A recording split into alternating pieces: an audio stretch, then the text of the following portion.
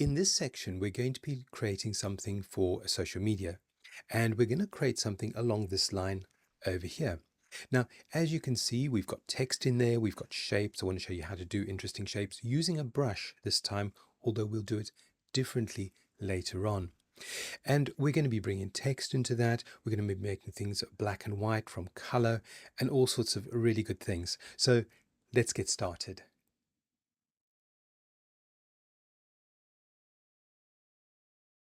For this particular project, let's start with a brand new document. So I've gone back to the gallery area.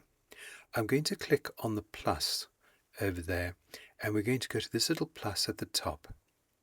Now, if you're making something for screen use, we're going to be using the RGB color mode. If you're doing something for print, we use CMYK. If you go over to the left-hand side, you'll see we've got color profiles there, and you can choose from either RGB or CMYK in here. Now, if you are doing something for print, you would choose one of these CMYK profiles. You might want to talk to your printers about which one to use. If you're not sure, just use the generic CMYK profile. It'll be fine. If you're doing something for screen use, then we go over to RGB. Now we've got a number of different profiles in here, and one of them, which is very popular, is the display P3 profile. And if you use that, you're going to find that the colors tend to be very bright and very vibrant. However, they might look great on an iPad, but when you put them onto a different device, you might find that the colors don't look quite as good as they looked in the first place. So I'm going to recommend that you actually just go to sRGB, which is standard RGB in there. And that way the colors that you see on the iPad will be very similar to the colors that you'll see on an Android, on a normal computer, laptop, etc. So we're going to stick with RGB and sRGB as the profile. Let's go back to the dimensions. And once again, if you're doing something for screen use, you use width and height in here. If you're doing something for print, then instead of using pixels, we would be using a physical size like millimeters or centimeters or inches. So if I was doing an A4 size page, I'd go to millimeters, I'd put in the millimeters that I wanted, and I'd also put in the DPI in there. Now, the DPI generally that you'd use for print is going to be about the 300 range. We're doing something for screen at the moment, so we're going to work with pixels. We don't need to worry about the resolution in there. And the width and height that we're going to put in, sorry, I have a cat wandering over my screen, so I'm going to remove him. Come on, you. Let's go. So I'm going to put in a width and height in there in pixels. And although they change ever so often, if you're not sure of what size to use, just ask Google or ChatGPT or something like that for the size. I'm going to go with a square for Instagram, so I'm going to use 1080 by 1080 pixels in there and click on Create. Right, if you'd like to get your document ready, and this one is going to be for screen use, and then we'll start to put some content in it.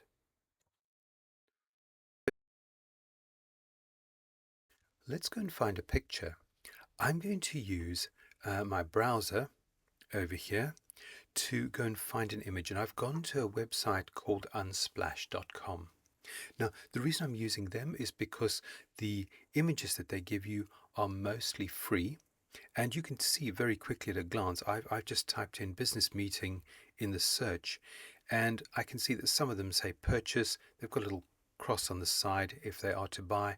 The other ones that don't have that cross are free to use. Depending on the use that you're going to be using them for, it might be an idea to check the fine print in here. But generally, you should just say thank you to the to the photographer by giving them a bit of a credit, but you don't usually have to. Anyway, I'm going to go and find an image that I want to use, and I'm just looking for maybe some people having a bit of a meeting. I like that one, so I'm going to click on it.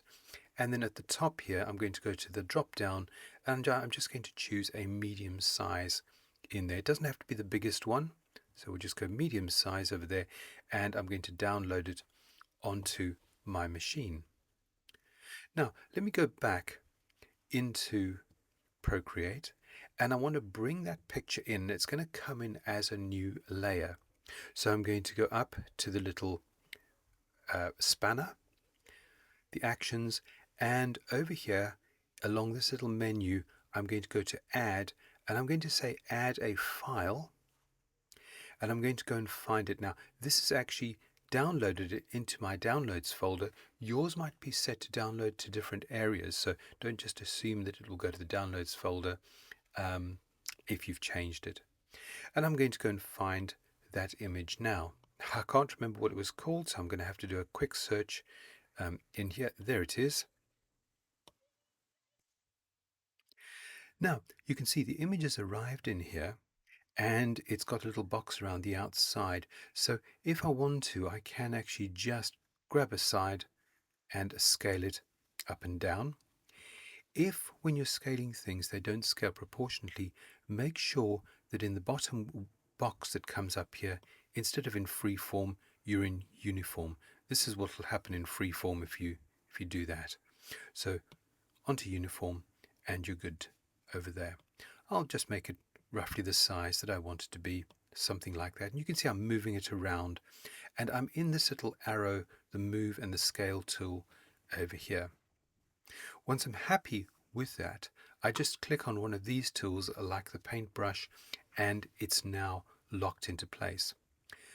Be careful when you do this, because if you move something, it cuts off everything that's on the outside. You'll see if I go there again, even though I'd sort of pushed it over, it's cut all of that off.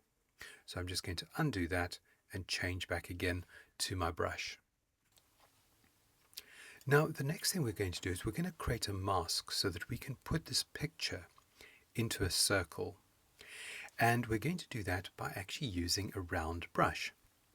I'm going to go to my paintbrush over here, and I'm going down to the airbrushing. So this gives me a whole lot of different brushes. You can see I've got a hard brush over there, and if I paint with it, I'll just put a new layer on there. So I'll just click over there, paint with it. You can see I've got that huge brush. Let's make that a bit smaller, like that. And I'm going to be using this brush to just kind of click once to make a circle, and I'm going to make it rather large. But let's set the brush up properly first. So I'll just undo that. I'm going to go to the paintbrush, and I'm going to click on the hard brush. You see how this brush sort of fades in slowly? I don't want that, so I'm going to click on the hard brush, and in this area, this shows me what the brush will look like. If I just paint like that, I can sort of see how the brush works. I want to be able to just click once to get a very solid circle. So I'm going to go down to the Apple Pencil options, and where it says flow, I'm going to take that back to 0. So now when I just click, I will just get a solid circle. See, now if I go and make my brush bigger, so I'm making sure that I'm on a new layer there, I'll make my brush bigger, and in fact if I hover now, this is where it's actually quite useful. I can go, oh yep, that's the size that I want, and I click, it will just give me a circle like that. Let me undo that again. So let's just take the opacity right up. Let's go with a black in there, and a click down to put in my circle. Have a bit of a go with that. The settings here, there's plenty more that we can actually use over here, but for now we're just going to go in and change the flow in there and set the flow to 0, and the flow is within the Apple Pencil. If you want to play with the other settings, by all means do so. There are ways to reset the brush if you make a mess of it. All you have to do is to go up here to the where it says drawing pad, and we can clear the drawing pad over there. We can also reset all the brush settings in here as well. I'm just going to leave mine like that. So try it out and get to this stage. Now what we want to do is we want the picture inside the circle. So we need to change the order of these two layers. So I'm going to click on the circle and drag it underneath the picture. This is the magic part. All you do is you click on that top layer, on the picture layer, and say clipping mask over there. And you can see how it sort of automatically popped it in. Let's go back to the move tool over there, and I can then move around the picture inside the mask. I'm going to move it across like that. If I want to move them both together or just the mask, if I go to there, I can just move the mask by itself. Or what I can do is if I click on one of them and then I just very quickly flick across like that with the above layer, both of those are now grouped or locked together. So if I use this move tool, I can move that up to the right position that I want it to be in, which is up there.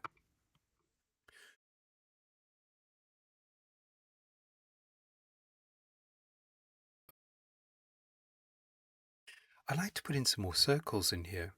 So I'm going to start off by making a new layer. I'm still on the same brush that I've got in there. And I'm going to then go and paint in a new layer. So I want to find some colors in here. Now you can of course go to your values and you can put in your hex colors if you've got some brand colors that you want to use. I think I just like to use different shades of something which looks gold. Now to do that I'm going to go across to sort of yellow orange and up to about there. And I'm hoping that's kind of got a goldish color to it. Then all I need to do is to go to the middle and to click once over there. Let's try that again, to make the shape on that layer. Now I'm going to go and take that layer and drag it underneath the other two layers, use the move tool and move that into the right position. And in fact I might just make it a little bit bigger. Make sure you're on uniform if you're doing this, so we can get something which looks like that. And let's do a few more. Once again, I'm going to do another one. So I'm going to just go to my layers, add a new layer, click with the pencil over the middle to put the shape in, use the move tool to move it and scale it to the size that I want it to be. So I'm looking for something maybe like that. And I want another smaller one on top of that. Now, here's a nice little trick that you can do. You could actually just go in here, swipe this over to the left. You don't want to delete it, but you want to use duplicate. So I can duplicate that and then move that. Let's try making sure that I'm just on the one and then move that one across to wherever I want that to be. I can rotate it into the right position should I wish. I want a different color one over here though, so I'm going to go back to my colors, choose maybe a lighter version of that color, go back to my paintbrush, same brush again, make sure I've got a new layer up and do a click in the middle and then move that and scale it to the right size. I clicked twice by mistake, so that was my fault. Let me just scale this down and maybe place that in there like so. Let's have one more. Once again, over here to the layers, get my brush, I'll paint in the brush that I want, and I think I'm going to move this one across to there. Now that I've done that, I think this one should be lighter. So if we go up to the adjustments menu, I'm going to just choose hue, saturation and brightness, and I can then lighten that layer up all by itself. When you lighten it up though, in this case it looks, I don't know, on my screen looks a little bit green. So I can actually go to the hues and I can adjust the hues in there a little bit as well if it wasn't quite the right color that I wanted. Finally, if you wish to go to the background and change the background color, click on the background and pick whatever color you want to use for this. Maybe I'll go with a darker color, like so. I don't like the colors on here. I like these colors. They're maybe the brand colors for the client. But I want to change the colors in there, and I just want that to be black and white. So really easy. Go along to your adjustments, choose hue, saturation and brightness, and the easiest way to do it is take your saturation and drag it down to 0. Now, why hasn't that changed? Well, it's because I've done a very stupid thing, and I've forgotten to change my layers and go onto the correct layer. You'll do this all the time, but I didn't do that intentionally. By the way, that was a genuine error. Let me go to hue saturation again, take the saturation right down, and you can see how the image goes black and white in there. Do try that out.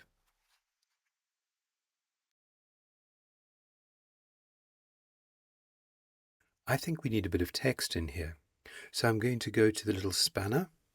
I'm going to go and add, and I can just add text in there.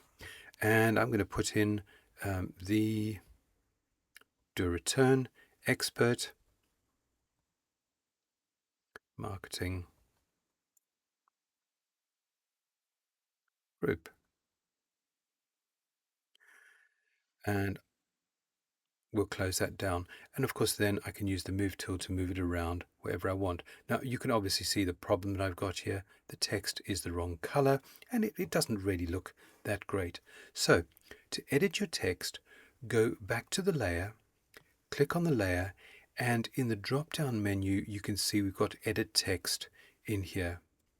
Now I want to select all my text, so you can just keep clicking to select it all. There are some quick options along the top that we could use, but I'm actually going to go to this little double A over here, and that gives me lots of options down here.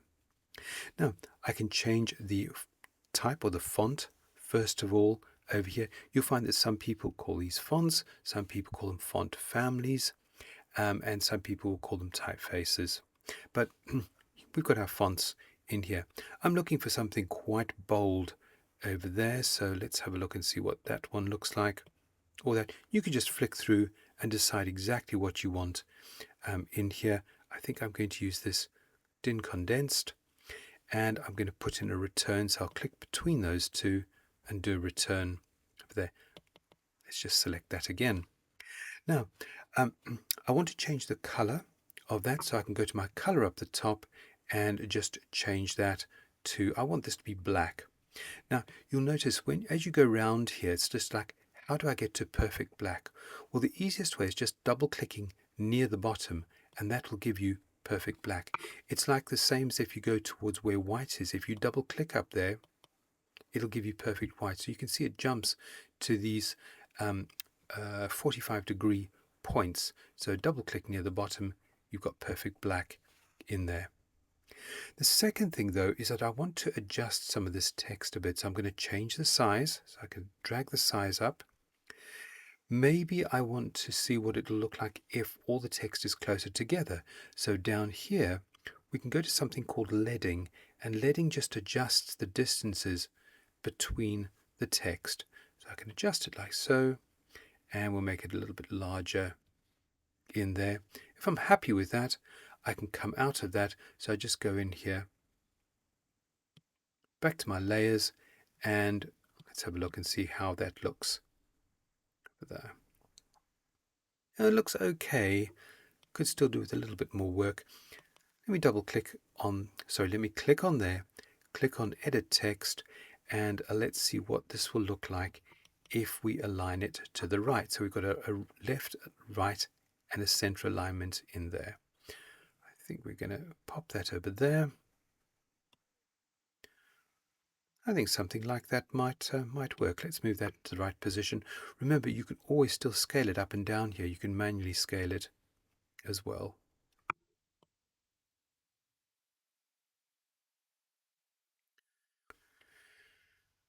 With your text, You can also just adjust individual words. So I can take so double click on there, and I'm going to go and just take it to some sort of dark gold color. I'll do the same with group. So we've got expert marketing in black and the rest in gold. It's entirely up to you. Try it out. Now let's go and get a logo, and we're actually going to find one in one of two places.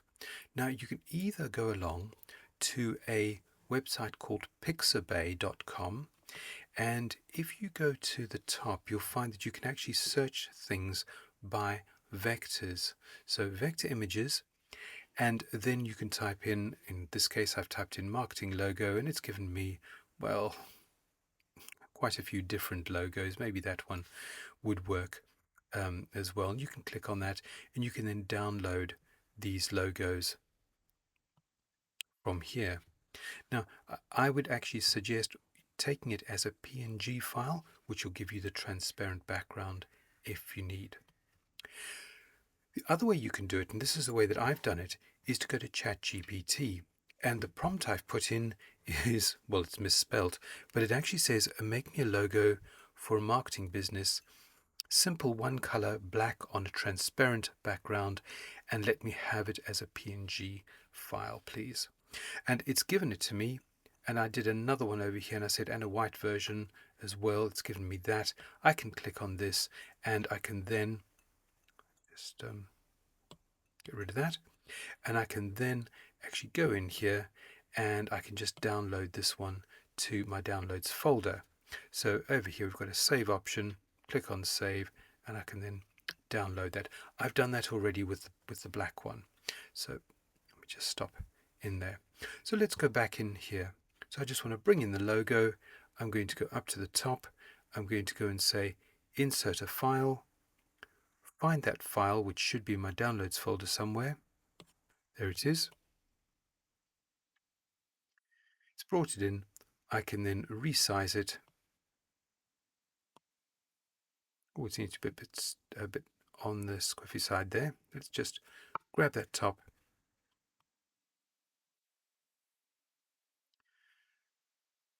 And one. There we go. Get that straight.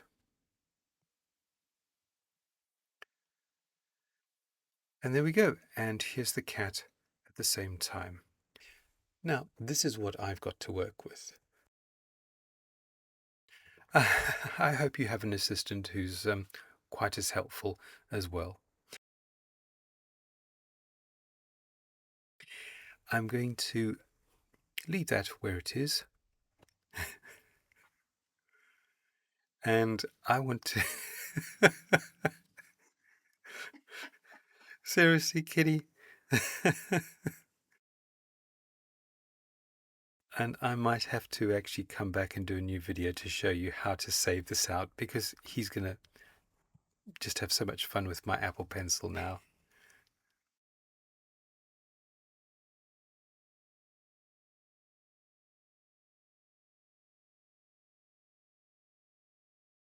Well, after that interlude from Fuji the Boat Cat, let's carry on. Now, I was just thinking, this marketing logo that I've got over here, I've already got expert marketing down there. I don't need marketing in there. So I'm going to go and get my erase tool, and I'm going to go along and just find a nice big old eraser, and I'm going to use the same one that I did before. So I'm just going to go along to my airbrushing, and I'm going to use this hard eraser. Now it was quite big. Let's just move that for a second. So I'll just make it a bit smaller like that. Make sure I'm on the correct layer, and then just erase out this bit over here. It's quite a destructive process, but we can look into that later with using masks on objects like that. I think that's pretty much in the right place. Now, if I just go over here to gallery, it closes it, and it just saves it in this area over here. And as I said before, be careful, because this is saved on your iPad. So you might want to make sure that you're actually backing up somewhere to the cloud or to another device. And we can do that by just selecting items in here, clicking on them to make sure that they're selected, and then we can say share. So I'm going to go to share over there, and then I can either save this somewhere else as a Procreate file, so I can save the Procreate to back it up, or I can go along and I can save it in any of these formats. Now, if you're using Photoshop, for example, you could save it as a PSD file quite happily. Of course, I'm saving this out for the web, so I'm going to save it as a JPEG in there, and I will just go and save it somewhere where I can find it. Save to files over there, give it a name. This will be expert marketing. Click on save, and that's done. That's exported out as a JPEG file. Once you've finished in here, you can just click on that little X over there to close down the selected items. If you need to go back onto the image in there. Do you have to go to the gallery? No, not at all. If you go along to the little spanner, you'll see there's a share option in there. You can share as Procreate, JPEGs, TIFFs, PNGs, whatever you wish. Once again, it's exactly the same thing. So don't forget, have fun and try out some variations. Don't forget to check out our other courses in Adobe, Affinity, and Canva.